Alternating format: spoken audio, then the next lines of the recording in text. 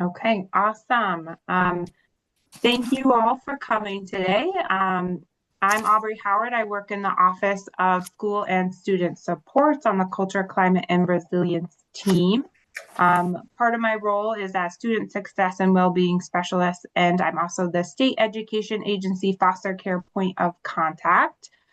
Sydney Lynch, who's our McKinney Vento Specialist, who you typically see in helping me facilitate these McKinney Vento and foster care office hours, is not able to make it today, but she's left some great resources and information for you all. So today we're really going to be focused on post-secondary planning for McKinney Vento and foster care youth. And we'll have different resources to assist students with that post-secondary planning. We have Jessica Whitter here from Finance Authority of Maine, also known as FAME, who will be talking more about the FAFSA and different financial aid resources. And then we also have Ellen Culberson here, who is from Southern Maine Community College in the Advocacy Resource Center. She'll be discussing different Institute of Higher Education resources and supports. Sydney really wanted to make sure that this message was passed on, that November is National Homeless Youth Awareness Month. And so November 13th is the Wear Green Day. So this wearing green is important because it is symbolizing hope for students and youth experiencing homelessness. This is a great day just to wear green, to raise that awareness, to start those conversations at school, within your community. There's also a toolkit on the National Runaway Safe Line that you could be utilizing in your schools and communities to discuss different ways to bring awareness.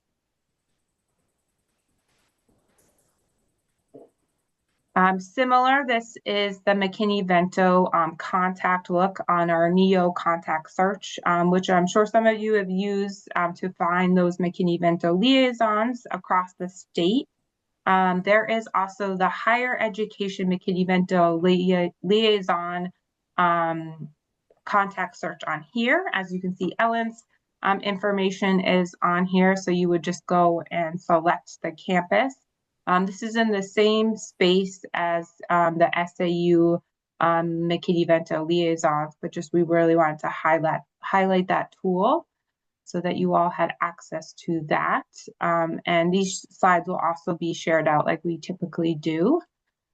And this is part of, in 2020, Maine passed LD 866, which is supporting that each state public secondary educational institute has a designated homeless student liaison.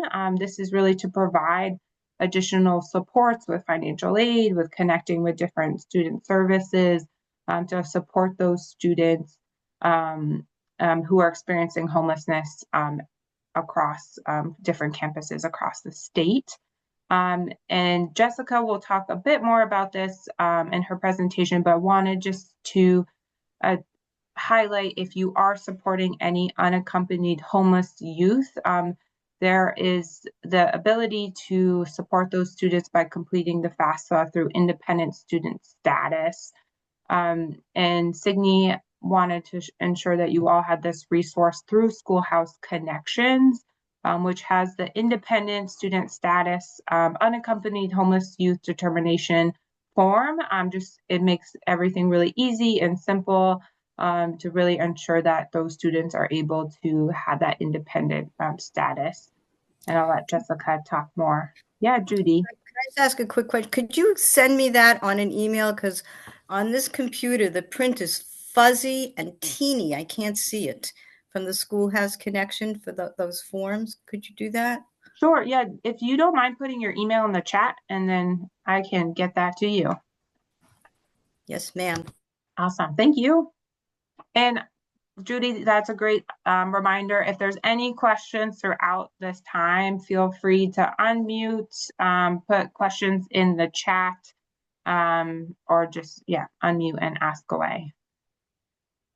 I also wanted to highlight TRIO. There's different TRIO programs across our state. Funding is still going to these programs. They're supposed to be supporting first generation college students, those who are economically disadvantaged. So that is individuals whose families' taxable income from the year prior did not exceed that 150% of the poverty level. Or has a documented disability. These are great resources, again, also at the different Institute of Higher Education campuses. There's a link to the different programs and the contact for those individuals across the campuses in Maine. Another resource to provide guidance and support, counseling, mentorship.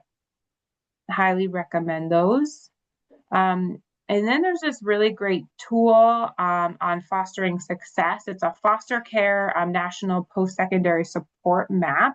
And so I have the link to this map, which right now you see the image of the different states that have that blue outline. When you click on the different states, it tells you what are the specific foster care resources for those students in the post-secondary world. So I'll give you a contact information if there's anyone that you could contact to support foster youth, or if they have any different like tuition breaks or perhaps some scholarships for those students. There's also, just wanted to highlight quickly a few different scholarships. Schoolhouse Connections has this great scholarship that the application opens up in January. It's $2,500, the scholarship with monthly stipends up to $100 throughout their entire college career. Students must have experienced homelessness within the last 6 years. So if you are working with a student who is no longer experiencing homelessness but has in the past 6 years, they can still apply. There's also additional supports as part of this scholarship. So I would check this out. And again, that applications open up in January.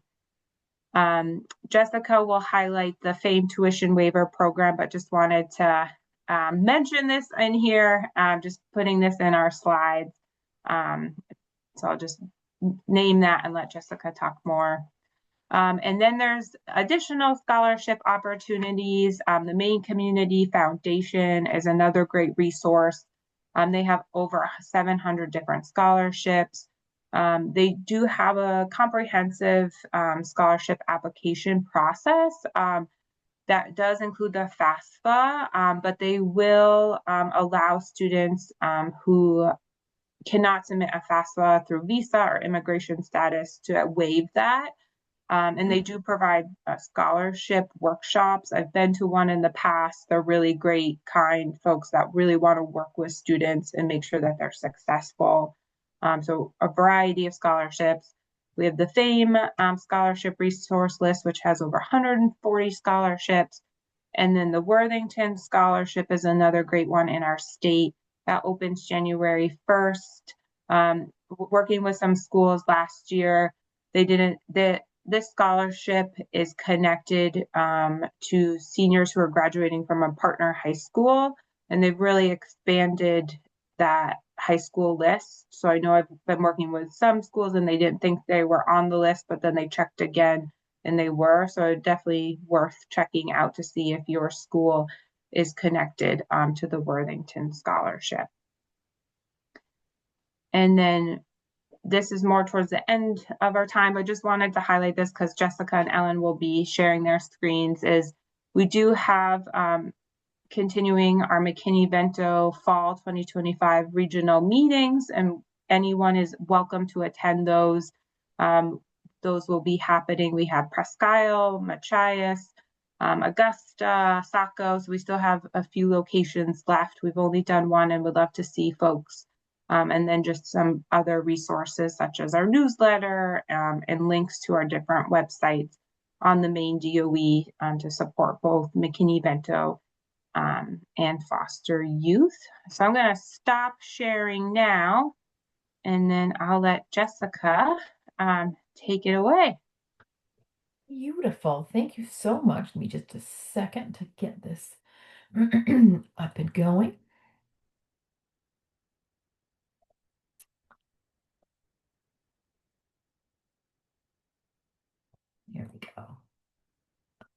All right. Um, yeah, so thank you guys again. Aubrey, thank you for inviting me today. Jess Whittier, I'm with the Finance Authority of Maine, and I kind of specialize in um, our McKinney Vento homelessness, foster care, youth, and paying for college. I live in Poland, Maine, and have uh, worked extensively with the foster care system. We have we've had 8 kiddos in and out of the house, and 4 that we've adopted from care. So it's certainly something near and dear to my heart. um, so we're going to talk about paying for college as far as it goes with the FAFSA and the things that are built in to the FAFSA to assist students in completing that form.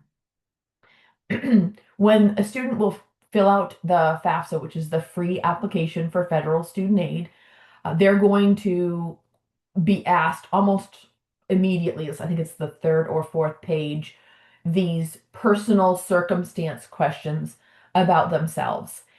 So students who are able to identify themselves in any of these scenarios will automatically be considered independent students on the FAFSA form. And what that means is that they will be required to provide any information from their parents. So it'll just be their own personal information. And the goal there is that we don't want to set up any barriers for any of these students when it comes to completing this financial form and getting it done and into the colleges to receive federal and state and institutional financial aid. So there are a variety of things that can make a student independent. On this very first page, the one pertaining to, I think, some of the students that we're talking about today would be at any time since the student turned age 13, were they in foster care? So this could be a student that was in foster care previously and has since returned home to mom and dad, or have been adopted. As long as they were in foster care, even a day after turning age 13, they will be considered an independent student on the FAFSA form and therefore won't have to provide any parent information on their financial aid forms. A couple of the other ones here, so certainly students who are orphaned, students who are wards of the court, emancipated minors, and so forth. So all of these would be automatic. The colleges may or may not require documentation. So over the years, I've worked with several families or students who have been, doing this process. And some schools, University of Maine at Presque Isle, will verify every student because they have the time to. The University of Maine in Orono is rarely verifying this information. So they're just kind of taking what the student is offering for them. So it really depends on the college, how much time they have to put in to collecting those verification documents. So this is what the next page will look like. Once they answer that first section of questions, it'll move on to the student homelessness question. So there's a couple of things to think about here. So first, and actually let me go back, when it first comes up, this is all they see. So all they see is the question, and it asks if they, after a certain point in time, or anytime after that time, were they considered unaccompanied and homeless or self-supporting and at risk of being homeless.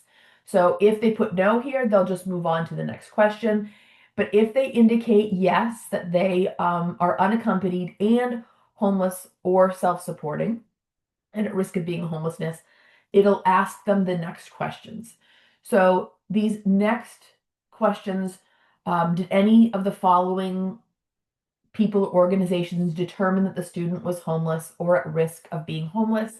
And so it could be the director of a shelter, the student's school, the director of a TRIO or GEAR Up program, or the financial aid administrator at a college. So if the student knows that they have already worked with one of these people and have gotten that determination, then they can check those boxes. Checking those boxes just lets the college know where they are likely to see that extra piece of documentation come from. So is it coming from the school? Is it coming from the shelter? Is it coming from a TRIO or a GEAR Up program? So But in a lot of our cases, the students don't have any of these things necessarily.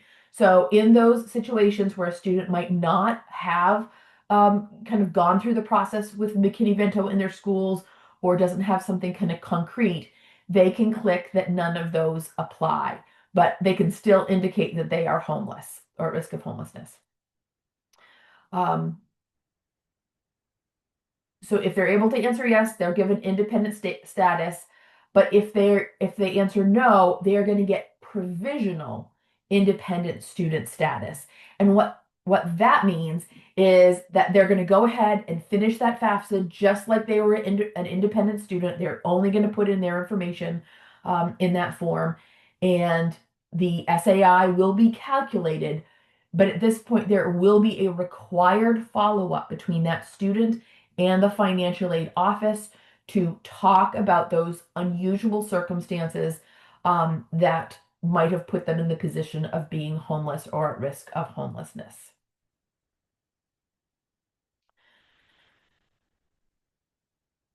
One of the big things that that's kind of changed in the last few years, we've allowed students to be considered homeless on the FAFSA and move through, but there was a point where, especially financial aid offices, they work really hard to have all the documentation that they can to prove that what they are offering in federal funds is truly available to that student.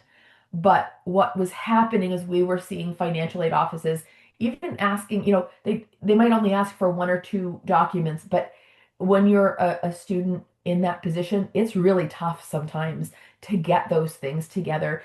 It provides, it just puts up another barrier for those students. So what they've done is they're now trying to clarify with financial aid offices about what they're really looking for in documentation.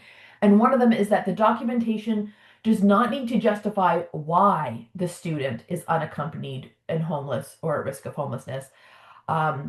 They just need to meet the definition that they are in that situation. They don't have to talk about why they've ended up there. And then any applicant who had their homelessness verified or documented by that financial aid office after the 23-24 FAFSA year going forward, once they've done it once, that carries over every year that they continue on at that college. They don't need to do it again, right? So they don't have to prove that they, again and get documentation every year. It'll stay the same unless the student indicates that something has changed or the college becomes aware that something has changed. And at that point, they can ask the student for more information.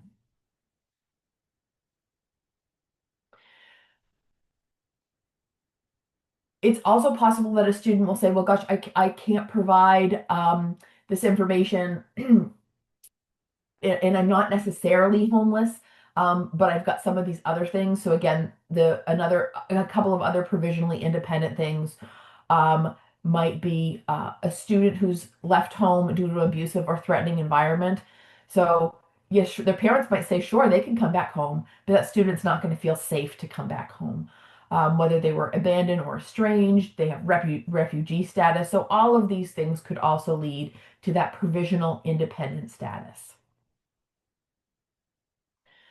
And just a couple of things. So examples of those unusual circumstances might include human trafficking, legally granted refugee or asylum status, parental abandonment, student or parental incarceration, and incapacitated parents.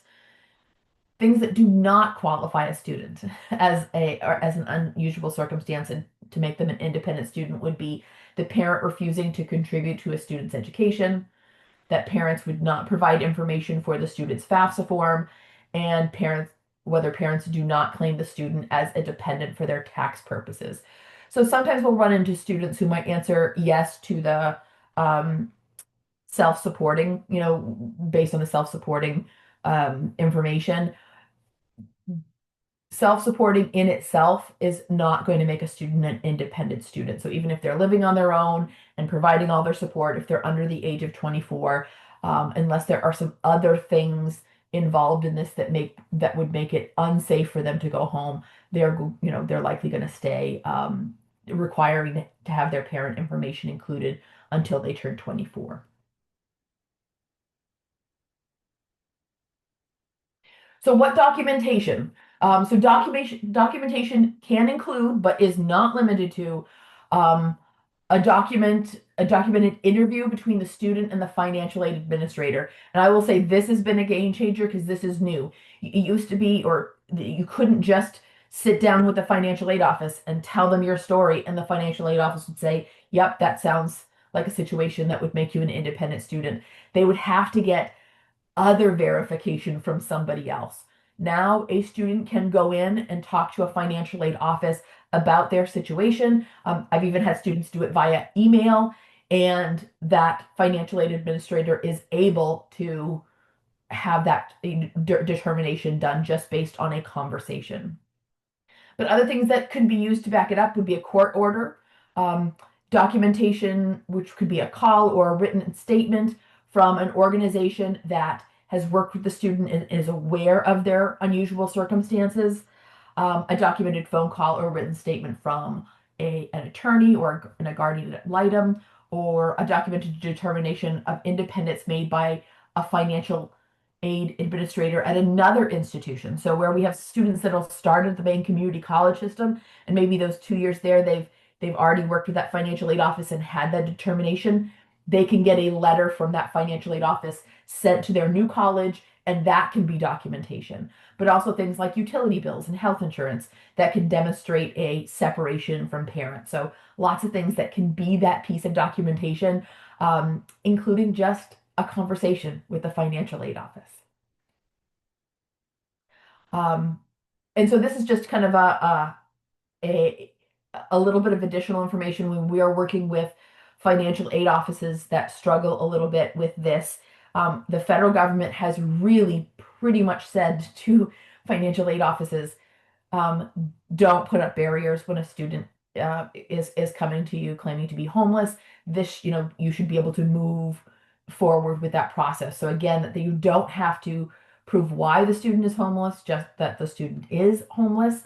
And it is not appropriate to argue or disagree with another authority figure who has already made that determination for that student. If you think that that authority is incorrect or abusing the process, then you should reach out to the oversight of that party, not deal with it through that one's student financial aid process. So really working on not restricting students' access to federal and state financial aid. All right, I want to show you one other thing. So I want to take you, let me see if I can stop sharing this.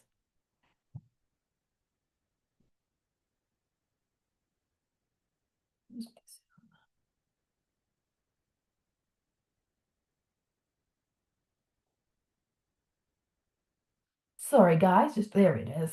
Stop sharing. All right, so I want to show you one other thing. So this is the part that I think, so when it comes to foster care, let me go back one more time. And so now I'm going to share my screen and show you our website at FAME. So we have lots of information for our students that are in the foster care program, primarily. So again, even if they were in foster care for a day after turning age 13, they'll be able to file the FAFSA as an independent student. They may still need help doing that, and we'll talk about, we are happy to help with all kinds of things when it comes to filling out that FAFSA. But the tuition waiver program is another program that the state of Maine has kind of made possible for our foster care kiddos. And so on our website, you can get there by going to the tuition waivers program page under paying for college.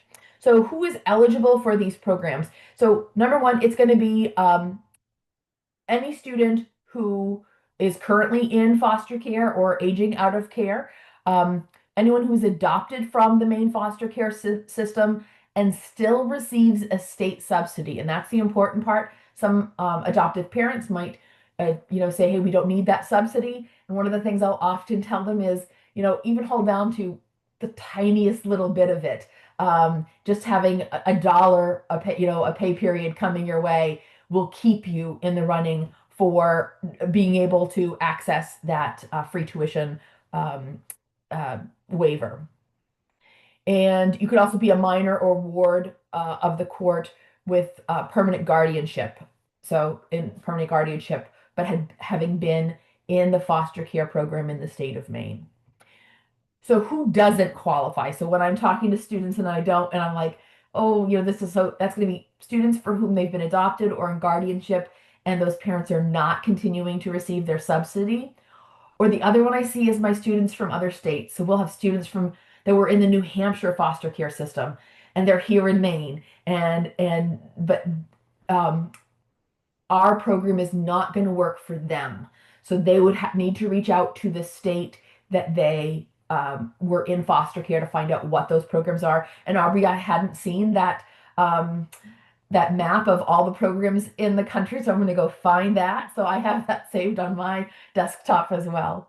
Definitely. I'll put that link in the chat too, so that everyone can Beautiful. access that. Yeah. So we work to get the information out there about the students, and then they would apply the year before they plan to go to college. So for the majority of the applications that we get every year, they're coming from high school seniors. And so they're looking to head off to college, and we will open the application on the first business day of March. So sometimes it's March 1st. If March 1st is a Sunday or a Saturday, it's going to be March 2nd or 3rd. And it'll open at 8 o'clock in the morning. And this is important because that application becomes available, and then the students will print it off and fill it out. It is super easy to complete. It's like their name and their address and what high school they're going to. And they need to return that application with a letter of acceptance from at least one college, University of Maine School or Maine Community College, including Maine Maritime, needs to come in. And there are 30 of these tuition waivers available every year. So we do find that in the past, we have had years where we have had students not get the waiver because we had too many applicants. So it is not a guarantee. But I will say, so I think we had 3 years where we had students on that, the list of extras, alternates. And then with Free Community College, the last couple of years, we've not used all 30. So we've kind of been back to that. But we'll see as this year goes forward if that might change again with Free Community College having gone away.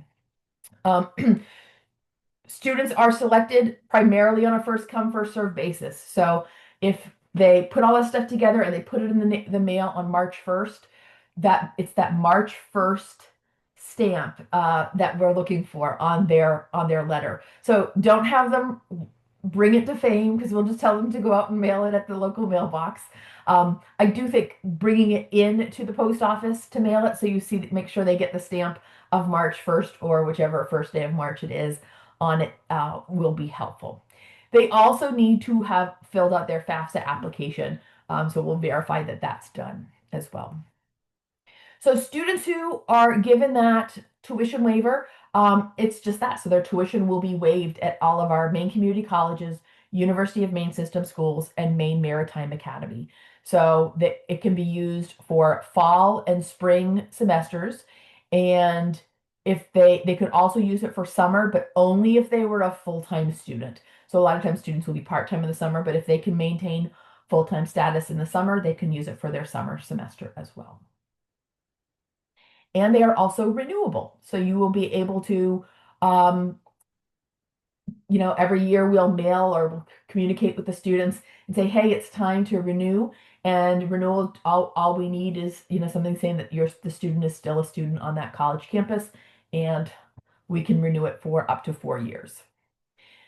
Another thing to keep in mind is they don't have to be students right out of high school too. So I was just working with a student the other day. She's at college here in Maine. She aged out of the foster care system, and she's struggling to kind of pay her bill at her University of Maine system school. And as we were talking, she mentioned she aged out of foster care. I asked her if she had the waiver. She did not. So we're like, great. So, or maybe not great, but on March 1st, go ahead and fill out that form, and that'll could definitely be available for her, in future years.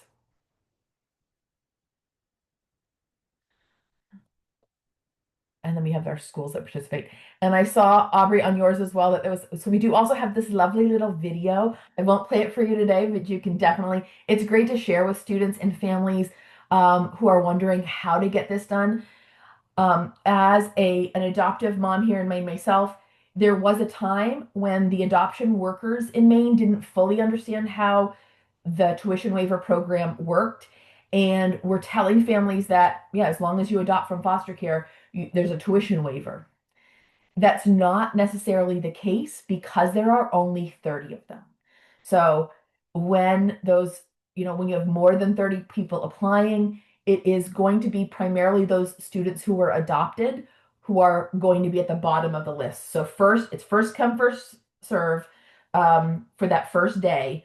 But if we have more than 30 on day one, then they're going to put them in order based on their student aid index, so their ability to pay for college. So we're going to see our foster care kids get those waivers first, the ones that are currently in foster care, and then ones whose families make less money are going to be the ones at the top of the list. So that's, one of the years that was super hard was we had a family with twins going off to college at the same time and adopted by the same family. And one of them got the waiver and one of them did not. And trying to explain to these parents why we were in this position was super duper hard. If you are wondering what you can do to make sure we never have to say no to a student, you can reach out to your legislator and tell them we need more tuition waivers. So even increasing to 40 would probably mean meeting everybody's. The challenge is, where's the money coming from? Right now, it is the colleges themselves that are eating that cost. So it's not like the state is paying the college these tuition waivers. The colleges are doing it. So it's the colleges who are really struggling with that. So if we were able to, rewrite it so that the state was reimbursing the colleges, that would be a whole other thing. But the vast majority of the students receiving those waivers are going to the University of Maine in Orono. So rightly so, they're saying, well, hey, wait a minute. That's tough for us to absorb all of those waivers. So you can find all of that information on our website. And I want to show you one other thing while we're here. So if you go up to our contact page at famemaine.com, you are going to see right here this get free one-on-one support from FAME, and you can sign up for free one-on-one FAFSA and financial aid coaching. So I think this is a great way to have students connect with us, especially if they have access to Zoom and computers and phones. Most of them I'll talk to on the phone, but we will help them do their entire FAFSA from start to finish. We'll walk them through this whole process. They just need to make an appointment with us. And we can do that for them anytime. And we can do it for school counselors or anybody else working with those students as well. Excellent. Any questions for me about the FAFSA or the tuition waiver?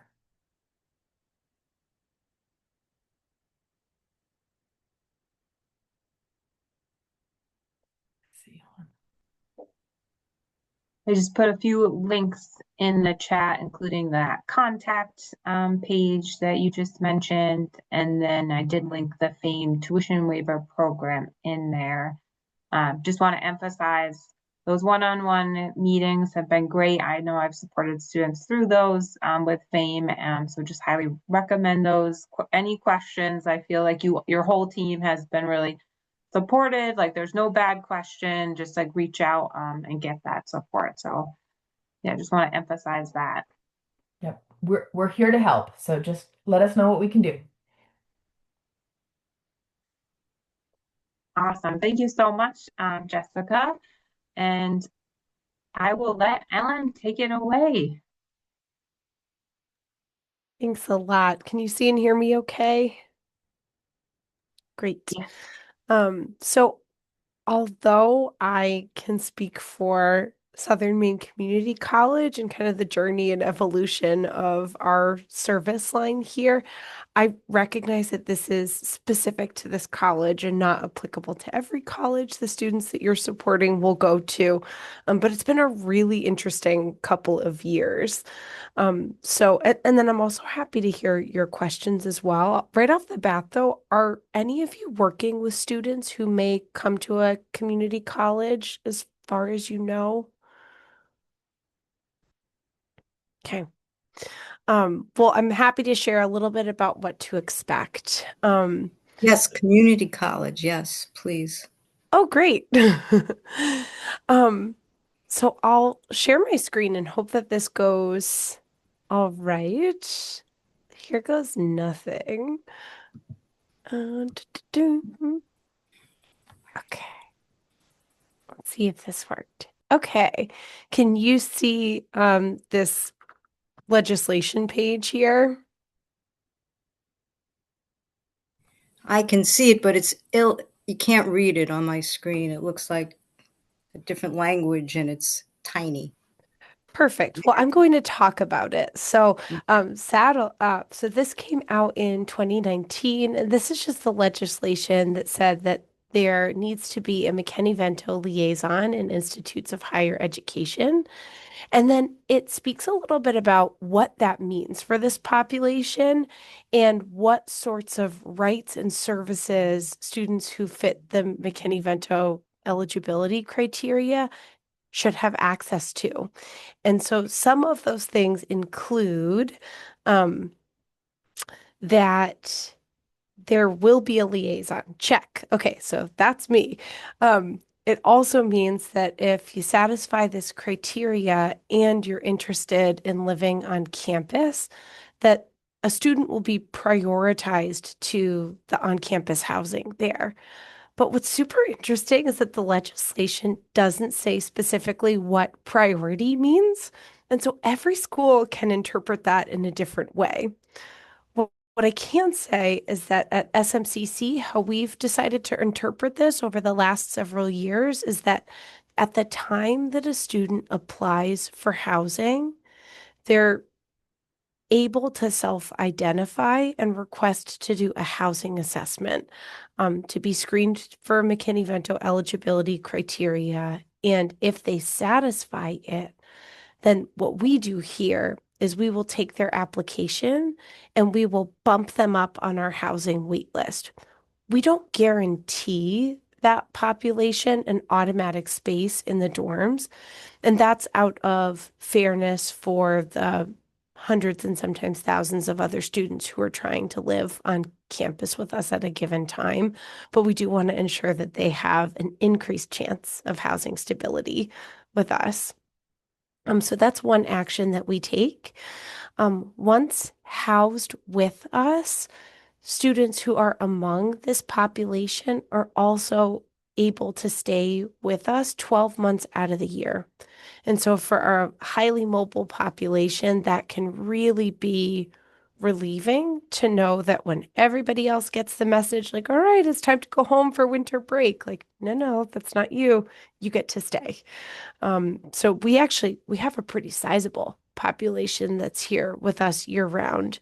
The one really big adjustment to make for most of our students is that housing and academics are linked.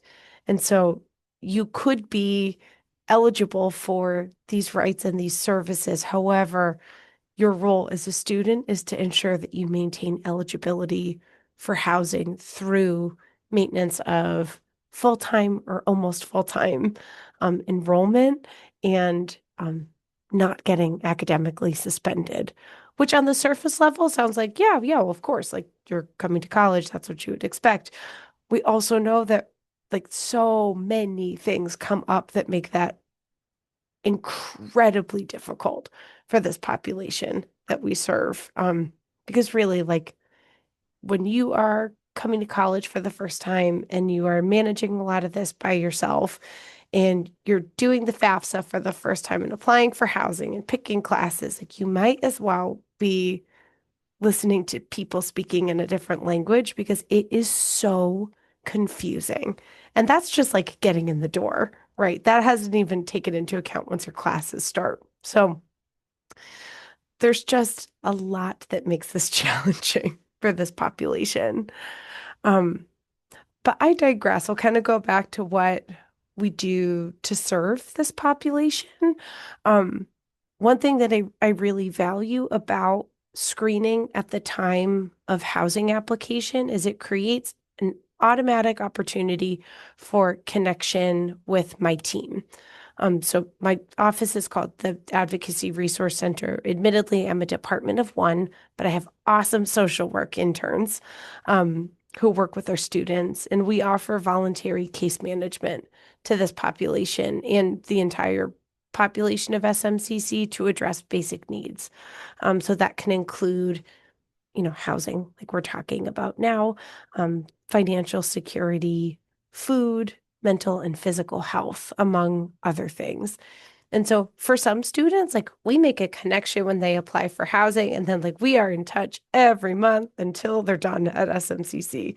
And for other people, that's just not the case. Like maybe they do a housing assessment with me and then we don't speak again. For others, it's more here and there and need specific. So there's a huge variety and level of engagement. But what I can say is that for those that are in a place of readiness to build professional relationships with people on campus, like they're there for students to have. And oftentimes that's a good connector for them. Before I just continue like blathering on at all of you, does anybody have any comments or questions about just that first piece of information that I've shared about the legislation and housing assessment at the time of application? Okay. Um, well, what I can say is that although I loved, loved being able to meet one-on-one with students who self-identified at the time of application, and it served as like a great opportunity for me to meet them, build a relationship, do an assessment, and then provide that documentation that Jessica spoke about just a moment ago to financial aid. Um, in practice, especially in the fall, it was actually a really high barrier for a lot of students and their ability to get that verification for their FAFSA or secure that priority status on our housing wait list hinged on their ability to find a time and then show up to a meeting with me. And as a department of one, that resulted in like really huge wait times for some students and was really just like there were things that were really great about it. And like the fact that like systems level issue would be a barrier for students getting this basic thing met just like didn't make sense. And so we're piloting something new this semester, and I'll be transparent with you. We're 3 days into it, so I do not know how it's going yet. Where students are able to self-identify at the time of application, but do it independently and in a self-guided way online. I still gather every bit of information that I need to in order to make a determination about their independent status for FAFSA. They're also still welcome to meet with me for case management, but it like allows someone to do this in 20 minutes instead of having to wait a couple weeks to see me. So again, I don't know how it's going to go. I will definitely report out after I try it. And I'll just ask the group here. I can show you what that looks like on our housing application now if you're curious. But if you're supporting students that are like age 4 and 5, I don't know how useful that will be to you. Would anyone like to see or like not really care for this purpose? I think it would be great to see. I know, I think Judy mentioned you might have some students heading into community college, so just seeing that would be awesome, and anyone who could be viewing this afterwards. totally. I'm happy to share. And if you are in touch with people who are supporting incoming students, like please let this trickle out into the community. And I'll share my contact information with everyone afterwards as well. Like I really want this to be as accessible to people as possible. And Judy, I apologize in advance because I recognize this is totally going to be really fuzzy on your screen, but I'm going to show it anyway. So this is just, I'll send this to you after. This is like what I use just to teach students and the community a little bit about what I do and how to contact me.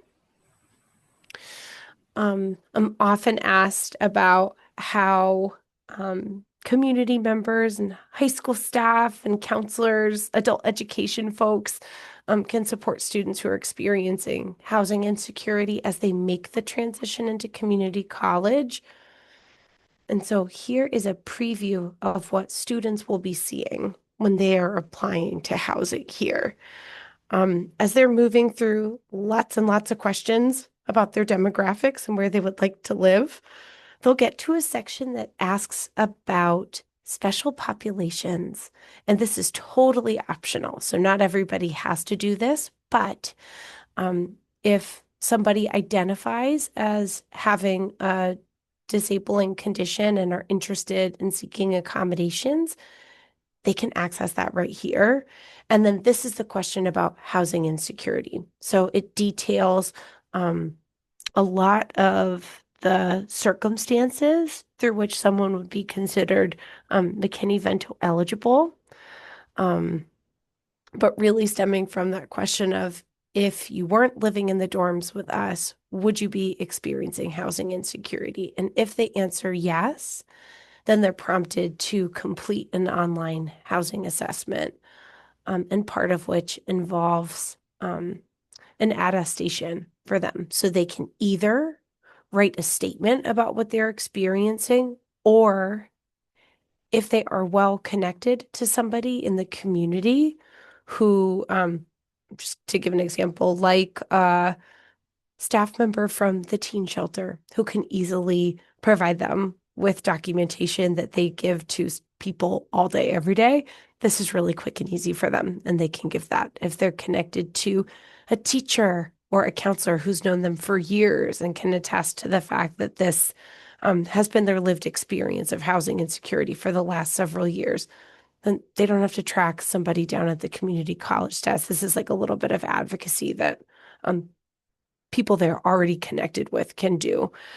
But what's important to note is that we absolutely will not discriminate against a student who doesn't have a connection with somebody in the community. That's like critically important. We're serving people from rural Maine where there are no providers and shelters are full. And so it's like, oh, sounds nice to be connected to someone, but that's not possible.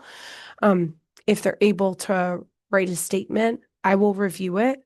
If it does not make sense, I will call them and meet with them.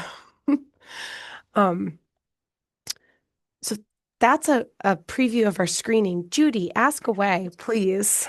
So is this true for all the community colleges, what you're describing, or is this only for Southern Maine? This That's is Southern Maine.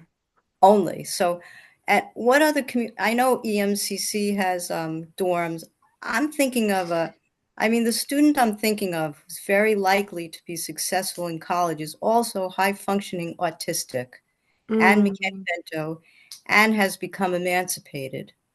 But if she does not live on campus, she will be lost because she won't have a place to live.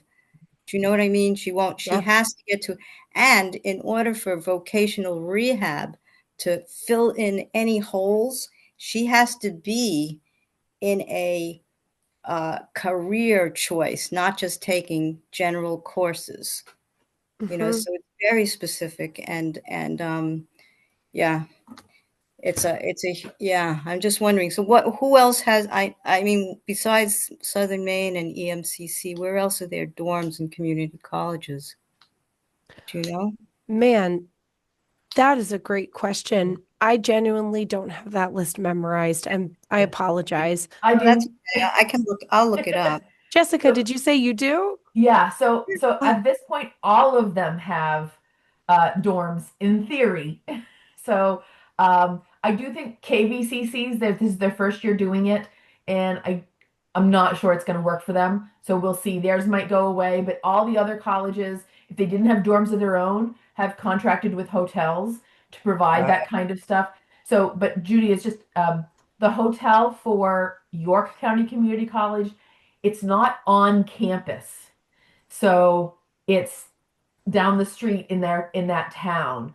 So, even though they provide transportation, I don't think they get that same experience where someone would really support them and provide that the way that the on-campus housing at SM or CM or EM or NM, might be able to offer. The other thing, Ellen, is when do you when should a student apply for housing? Like in order to be able to be high enough on the list that they're not going to not get housing. that's a great question. So speaking for SM, it's March or April for the fall.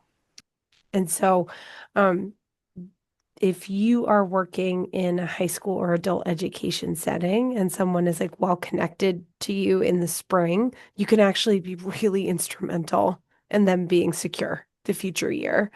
As far as like the fall to spring process, like this week, first week of November is when it launches. And if you're ever wondering, like, why is that so far away from when it actually starts? It's just in alignment with course registration. So if you look at the academic calendar, which is published online for all the schools, like you can kind of tease out, like, all right, so if they're registering for the fall, that means they're going to start trying to fill housing for the fall too. Um, and Judy, just to speak to your point, like I'm coming from just one school, but what today's conversation really gives you is language because you've seen the law now in a blurry screen, so you can be confident in saying like, I know you have a McKinney Vento liaison. I understand that you have dorm housing, and this student satisfies all of this criteria. I can attest to that. Who can I talk to about So this? I could be the advocate for is what you're saying. Yes, absolutely. Okay. Exactly. Exactly. And Aubrey's so right. You can search for the contact because they're published, right? Yes. hmm I'll say too, at least at SMCC, and I would encourage you if you're being a bold advocate with other community colleges, like it never hurts to ask if there's funding available for this population. Um, as part of the legislation, it says that schools can provide financial assistance, but it's actually kind of an empty policy because it's not as though the schools were provided money to give to these students. We sought it out, and so we're in the midst of a Maine housing grant. The portion of it that remains is really specifically um, targeting students who are um, unaccompanied and are among the new Mainer population, so they're not eligible for financial aid at this time, but are deeply housing insecure.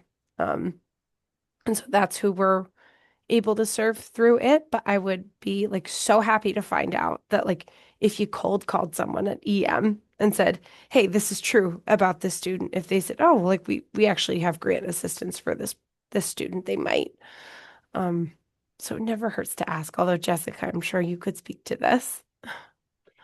Yeah, the community colleges, it's tough because you guys don't have a lot of your own, funds to give out. But so it's tough. But What do you mean? yeah, but an independent student, just so an independent student who files the FAFSA and qualifies for maximum aid is going to get about $7,500 in a Pell Grant, $2,500 in a Maine State grant, and $5,500 in a federal loan. Not at all of our community colleges, but at a lot of them, that's going to cover almost everything to take their classes and live on campus. Again, those colleges that have the hotels, And I know SMU used to have a hotel for like a year or two.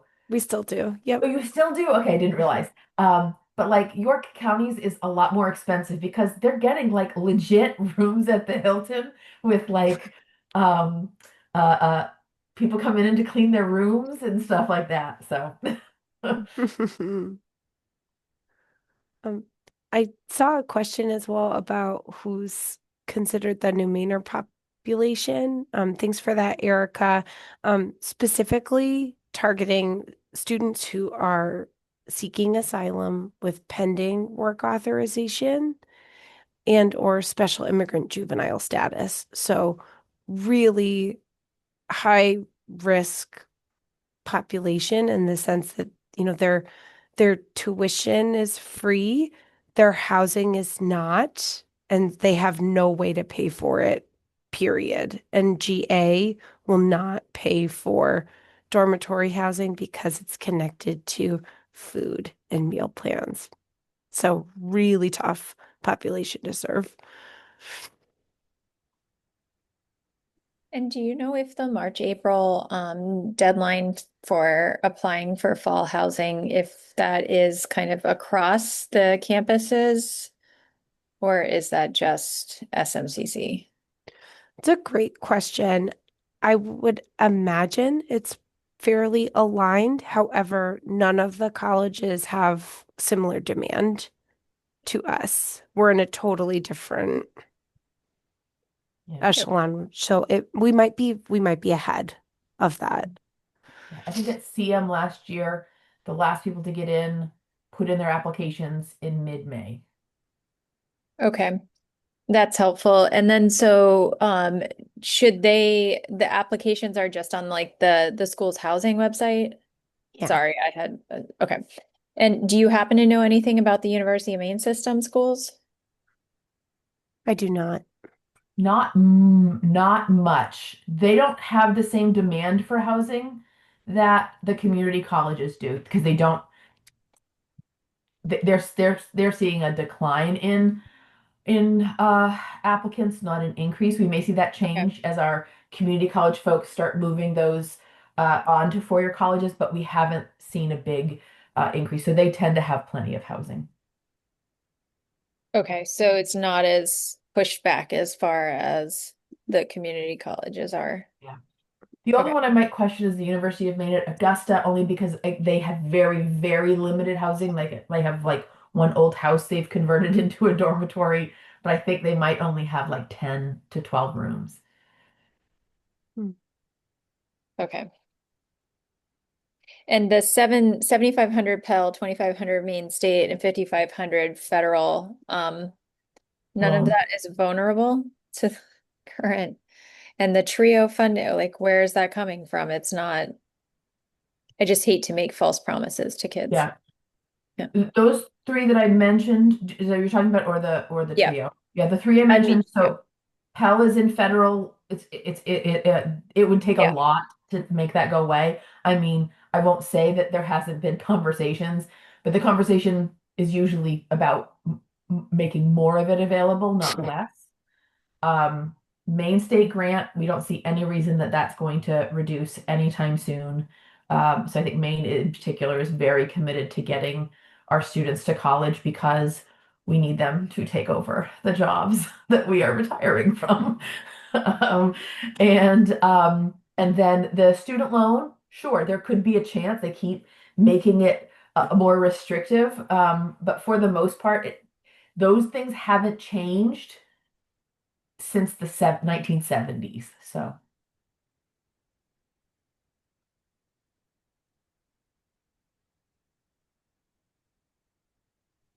And regarding the TRIO programs, those are federally funded programs. And as of right now, it seems like our state legislature is really supporting and backing those programs, but could be at risk like other federal programs. But right now, they are funded.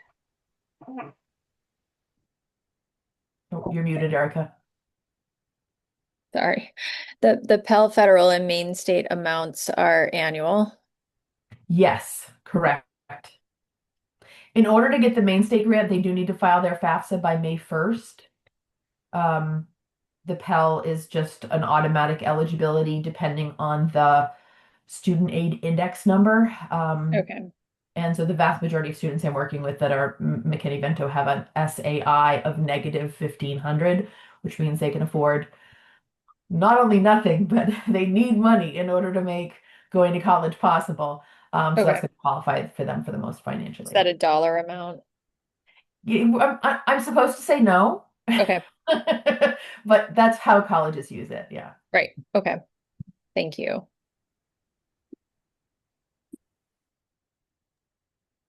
Awesome. These are great questions.